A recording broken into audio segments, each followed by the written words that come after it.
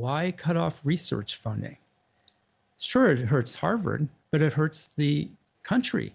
Shutting off that work does not help the country, even as it punishes Harvard. And it is hard to see the link between that and, say, anti-Semitism. If there is anything to learn from this Jewish history, it's that when we push people out of our schools because of their identity, it's a symptom of a morally bankrupt politics. That is why the administration's excuse for these policies, that they somehow address anti-Semitism, are so absurd. Let's be clear. This has nothing to do with combating anti-Semitism. Anti-Semitism is a real problem. It's a problem at Harvard. It's a problem in our country. But these policies will do nothing to combat this age-old hatred. Instead, they are designed to divide us apart. And so I'm here today to tell you that the Jewish community rejects this administration's narrative. Freedom of speech and due process, these are the foundations of the American system. These are the foundations of a free society. But Donald Trump is attacking these freedoms because they get in the way of his authoritarian takeover. This is what authoritarians do. And look, I know it may surprise you because he seems so obsessed with us, but Donald Trump doesn't actually care about Harvard. He wants to take Harvard down because universities stand for free ideas and for free speech. Free ideas and free speech get in the way of authoritarians.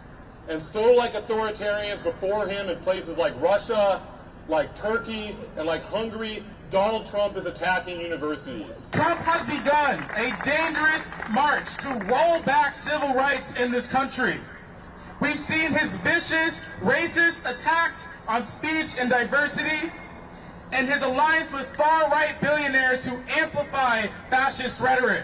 The attack on Harvard and its international students is part of a deeper effort to defund and dismantle the academic world. It's an attempt to reroute our brightest researchers into private corporations, stripping academic institutions of their power. I would say that we as international students in Harvard, in the U.S., we are not enemies of the U.S. We don't hate the U.S. If we are here, it's because we admire this country, and we admire actually the academic and the liberty and the freedoms that this country has. When we go back home, most of us serve as ambassadors to the country in an informal way. We go back to strengthen American ties with our countries economically, diplomatically, politically, academically. And so we are not the enemy. We are actually participating in the system, making this country bigger, if you want it, better in a sense. And so I will just say that we are not the enemy. You don't have to fight us. Every student's welcome here. Harvard's voice is loud and clear. Harvard's voice is loud and clear. Every student's welcome here. Every student's welcome here.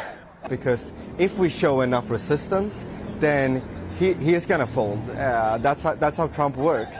But if we start to give in, even just a little, fire a few controversial professors or stop admitting a certain type of students, then he's going to continue. He's going to come back for even more. He's going to ask for a list of 100 names of Harvard students who have participated in a protest just like me.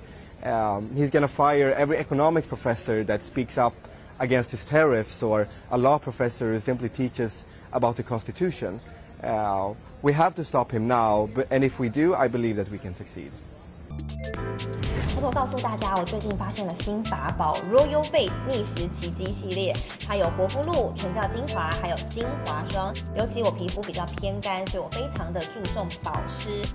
保湿做得好，肌肤自然烹饪。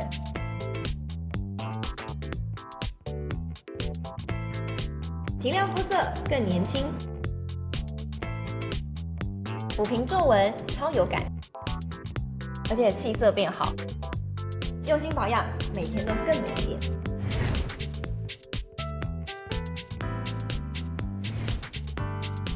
美吧。